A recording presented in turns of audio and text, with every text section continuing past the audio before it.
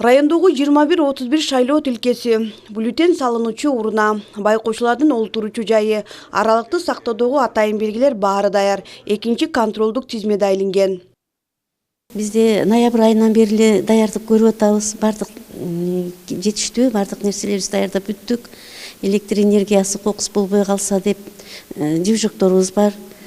Бардык нерсебиз даярда. Биз шайлоо өткөргөнгө баарыбыз даяр болуп бүттүк. Шайлоочулардын тизмеси экинчи ирет дагы баары такталып келди. Бизде 2517 шайлоочубуз бар эле, азыр 2515 болду. Бирөөгө өтүп кеткендигине байланыштуу.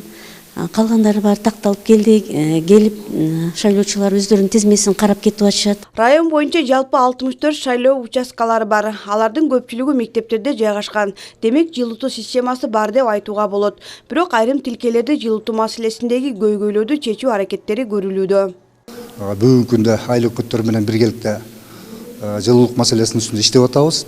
Кээ бир шайлоо участкаларын баягы чоң баягы спорт залдарда жайгашкан шайлоо участкаларда жылытуу системасын эгерде мындай бир убагында мындай бир неме кыла албай кала турган болсо, ошол мектептерге же болбосо мындай бир башка бир социалдык объекттерге которуу маселесинин үстүндө иштер алып барылып жатат.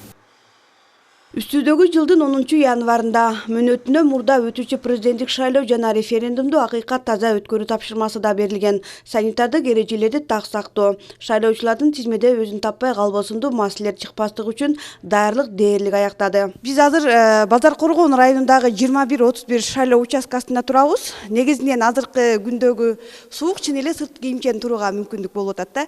Бирок мундагы адистердин айтуусунда ушул мектептерде жайгашкан шайлоо участкаларына жылуулук 3 январдан тарта бериле баштаганын ырасташат. Гүлжена Мөндөөбө, Маматкадыр Маматалиев, Базар Коргон району.